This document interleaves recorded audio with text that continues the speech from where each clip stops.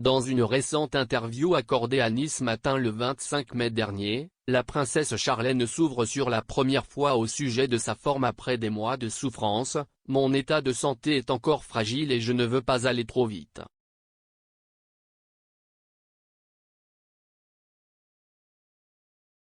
Le chemin a été long, difficile et si douloureux. Aujourd'hui je me sens plus sereine. »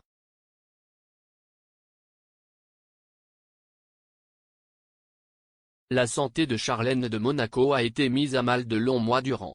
Coincée en Afrique du Sud une bonne partie de l'année 2021, suite à une grave infection de la sphère orale, la princesse regagne Monaco en novembre 2021. Elle apparaît très amaigrie.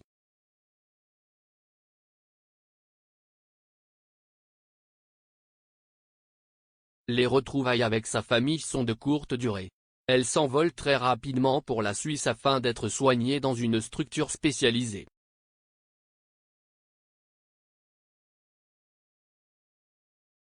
Dans une interview accordée à People quelques jours après cette admission, le prince Albert explique que son épouse souffre d'un épuisement profond à la fois émotionnel et physique.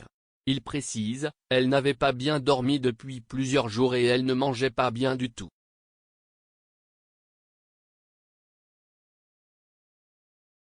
Elle a perdu beaucoup de poids, ce qui la rend vulnérable à d'autres maladies potentielles.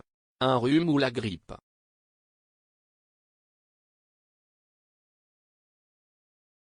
Dans les colonnes de page 6, une source rappelle alors que Charlène de Monaco a souffert d'une lourde infection de l'oreille, du nez et de la gorge, ayant entraîné de graves problèmes de sinus et de déglutition découlant d'une opération antérieure.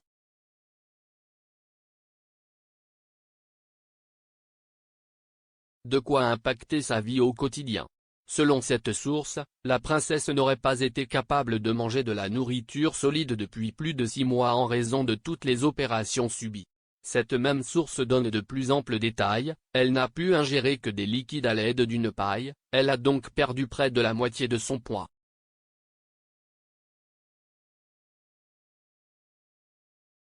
Au sein de cette clinique en Suisse, la princesse Charlène a ainsi pu suivre un protocole spécifique. D'après le journal allemand Bunte, le sport et l'alimentation ont été des éléments centraux de sa guérison.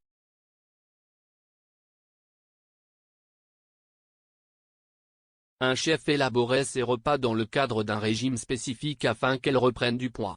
Elle s'accordait des séances de natation chaque matin en une piscine à débordement, avec vue sur le lac Léman. Par ailleurs, elle consacrait au moins une demi-journée à son mental avec des séances de yoga pour apaiser son esprit et retrouver la paix intérieure.